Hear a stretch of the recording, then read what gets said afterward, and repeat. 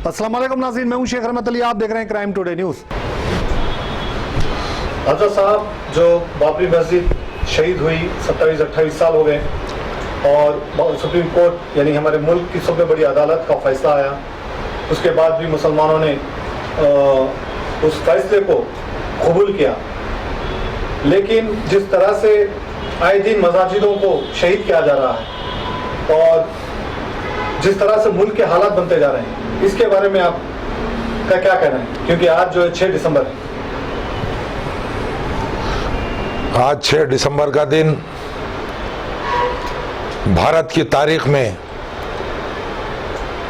इंसाफ, हक और उसूलों पे बनी हुई मस्जिद को सैकड़ों की तादाद में वहां पे लोग जमा होकर एक साजिश के तहत मुनदिम करके दस्तूर को पामाल कर दिया गया और इंसाफ को ख़त्म कर देने का एक सियाह दिन के तौर पर माना जाता है।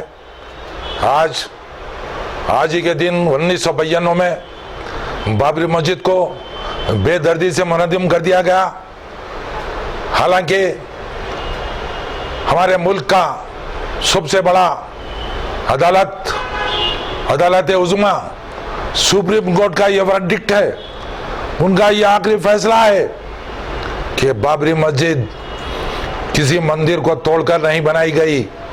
बाबरी मस्जिद हक और इंसाफ और मुसलमानों की खालिस सही ज़मीन पर बनाई हुई मस्जिद थी और उसमें आज़ादी के बाद कोई चोर उचक्कों ने रात के अंधेरे में गैर कानूनी तौर पर मूर्तियों को लाकर रख दिया गया। ये सुप्रीम कोर्ट के जजमेंट में मौजूद है। सुप्रीम कोर्ट ने ये कबूल किया कि ये मूर्तियों को रात में लगकर वहाँ पे चोरी से रख दिया गया, जो एक गैर कानूनी इक़दाम था और उसके ऊपर एक केस भी वहाँ पे उस वक़्त कायम किया गया था। आप देख रहे हैं कि बाबरी मस्जिद को कानूनी तौर पर बाबरी मस्जिद की जीत हुई। कोर्ट ने सारे चीज़ों को माना कि ये हक और इंसाफ और सही ज़मीन पर ये सिर्फ मस्जिद थी, किसी मंदिर को तोड़कर नहीं बनाया गया, किसी की ज़मीन छीन कर नहीं बनाया गया। सारे शवाहिद मौजूद थे। फैसले में ये सारे शवाहिद दिए गए सुप्रीम कोर्ट के आखिरी वर्डिक्ट में। लेकिन आप देखिए, इतना बड़ा फैसला, सारे सबूत और शवाहिद मौजूद है बाबरी मस्जिद की तायद में, हक और इंसाफ की तायद में, लेकिन एक लाइन लिख दिया जाती है कि यहाँ पे करोड़ों लोगों की आस्था है, इसीलिए हमको ये मस्जिद को देना पड़ रहा है। इस मस्जिद को हत्या लिया गया, जो एक गैर कानूनी इक़दाम था, जो बिल्कुल गैर शरई, गैर दस्तूरी काम था, जबकि सारी चीज़ें बाबरी मस्जिद के फेवर में, तायद में है कि मस्जिद हक और इंसाफ पे कायम थी। आप सिर्फ आस्था की बुनियाद पर इस मस्जिद को गैरों के हवाले कर दिया जाता है। इस शर्मनाक फैसले पर सारी दुनिया में थू थू हुई और आज भी सेकुलर लोग, इंसाफ पसंद लोग इस जजमेंट को सही नहीं मानते। और मुसलमानों का, हम सब का तो यही ईमान है, जब एक जगह मस्जिद बन जाती है तो ता क़यामत वो मस्जिद रहती है। फिर बाबरी मस्जिद के ताल्लुक से तो सुप्रीम कोर्ट ने सारे शवाहिद दिए कि ये कानूनी मस्जिद थी, किसी मंदिर को तोड़कर नहीं बनाया गया, जबर तशद्दुद से नहीं बनाया गया, सारी चीज़ें मस्जिद के हक में थी, मुसलमानों के हक में थी, लेकिन उस मस्जिद को गैरों के हवाले कर दिया गया। ये हमारा ईमान है कि मस्जिद, बाबरी मस्जिद वहाँ पे थी, रहेगी और है, और हमारा ये पक्का यकीन है बराबर एक मस्जिद वहाँ पे कायम रहेगी। मैं आज सारे हिंदुस्तान के मुसलमानों से ये अपील करता हूँ, चूंकि आज का जो टोला है, फिरकापरस्त टोला बैठा हुआ है, उनके पास कानून की, अदालत की, जायज़ की, नाजायज़ की कोई तमीज़ नहीं है। सारे भारत में जितने गैर आबाद मसाजिद है, जितने मस्जिदें खंडर हो चुकी हैं, उनको आबाद करिए, मस्जिदों को कायम, नमाजों को कायम कीजिए। अपने जहाँ पे लोग हैं, अपने करीब व जवार में जहाँ मस्जिदें हैं गैर आबाद, खंडर हो चुकी हैं, उसको बनाइए, आबाद कीजिए, नमाजों को कायम कीजिए।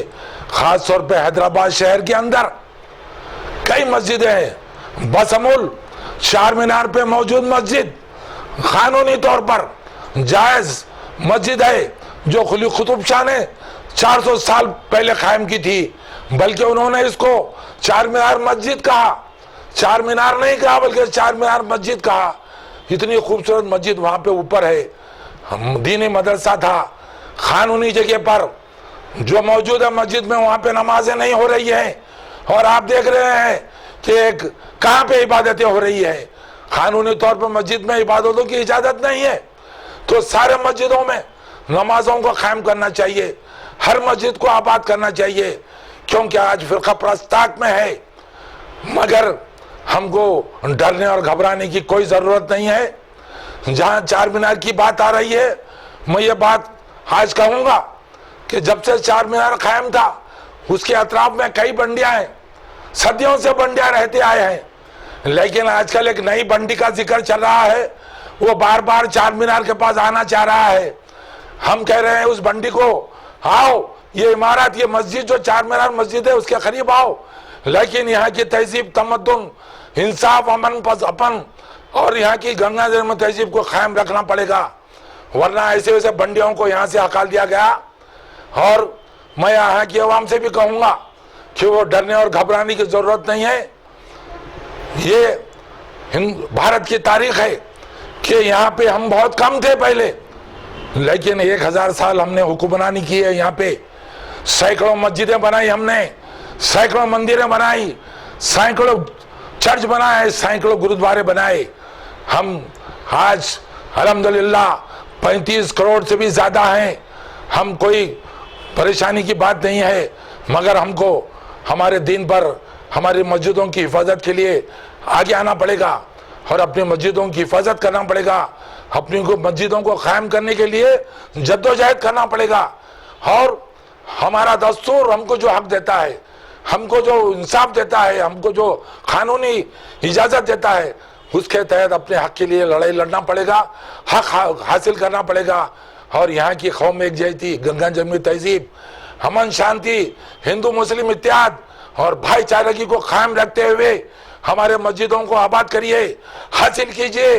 पीछे हटने की बात नहीं है, अमन को कायम रखिए और मस्जिदों को अंदर, उसके अंदर नमाजों को कायम करिए।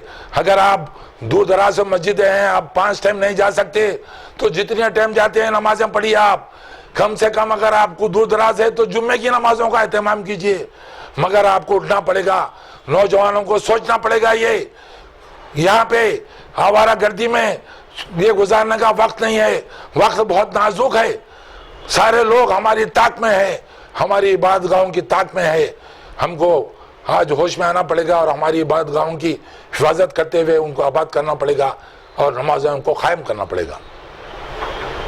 मोबाइल्स की नई दुनिया सेलवर्ल्ड, हर ब्रांड्स के इंतहाई वाजबी दामों वाले मोबाइल्स का ब्रांडेड शोरूम सेलवर्ल्ड। अब चार मीनार पर एक नए शोरूम का आगाज। बेहतरीन मोबाइल्स और एसेसरीज की खरीदारी के लिए बेहतरीन मुकाम। शहर में सेलवर्ल्ड के 17 आउटलेट्स 15 साल से आपकी खिदमत में मसरूफ। पसंद आप सबकी सेलवर्ल्ड।